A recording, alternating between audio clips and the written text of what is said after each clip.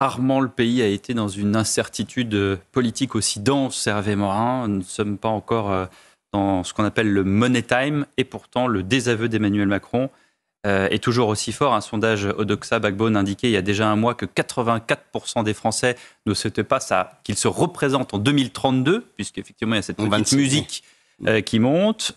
Pour 2027, ce qui nous intéresse, Édouard Philippe trace sa route et croit en une victoire au centre. Les Français pourtant n'ont jamais été autant en demande de radicalité. Alors, la question, c'est qui ou quelle droite pour gagner en 2027 face aux extrêmes ? La première question que moi j'aimerais qu'on pose, c'est est-ce qu'on doit attendre 2027 ? Concrètement, vous appelez la démission d'Emmanuel Macron ? Moi, je dis qu'on est en train de perdre un temps précieux d'un pays en grande difficulté. Vous avez vu les sujets qu'on a peut-être, évoqués. mais enfin, la décision n'appartient qu'à un seul homme. Ouais, mais si on a le sens du pays... il faut qu'il parte. Mais on va être concret, vous invitez Emmanuel Macron à démissionner. Je dis que le président de la République qui dirait au nom de l'intérêt de la France, pour ne pas perdre 2 ans dans l'état dans lequel se situe la vie politique, avec une partie de l'Assemblée nationale où on a le sentiment d'avoir Robespierre, Marat et Saint-Just qui sont là pour couper les têtes tous les jours. Il y a Robespierre qui est Marat et qui est Saint-Just. Oui, les mélenchonistes et les filles, etc. Il a complètement exclu Emmanuel Macron de démissionner. Oui, écoutez, non mais vous voyez bien... Et il a dit qu'il irait jusqu'au bout de son mandat. Monsieur, vous avez vu dans quel état est la France. Vous avez vu dans quelle situation budgétaire nous sommes. Vous voyez bien qu'on est face à des problématiques sur lesquelles on a besoin de réponses. Donc vous dites aujourd'hui qu'il faut qu'il parte, il faut qu'il démissionne.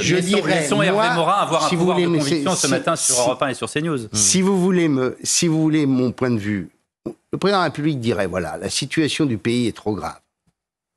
On voit bien que rien ne bouge, rien n'avance. Il y a un autre sondage sur la presse concurrente, je ne sais pas si vous avez vu, l'état dans lequel, d'opinion favorable dans lequel est le couple exécutif. Bien. Disons, on laisse le temps aux partis politiques de s'organiser. Le temps, les primaires, pas les primaires, choisir son candidat, pas comme ça du jour au lendemain.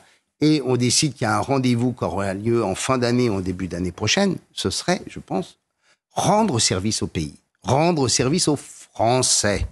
Est-ce qu'on peut se dire qu'une seule fois, plutôt que d'aller au Groenland aujourd'hui, on puisse se dire, ben voilà... l'intérêt majeur, l'intérêt supérieur de la nation, pour reprendre une formule du général de Gaulle, c'est celle de faire en sorte qu'on puisse avoir un pays qui est un exécutif, qui puisse décider, mettre en œuvre des réformes avec un Parlement qui va le suivre. Alors, imaginons que ça se concrétise. Voilà. Imaginons que Emmanuel Macron vous téléphone et dit « Vous avez tout à fait raison, je quitte ». Alors là, qui soutenez-vous pour la suite ? Moi, je l'ai déjà dit au moment de la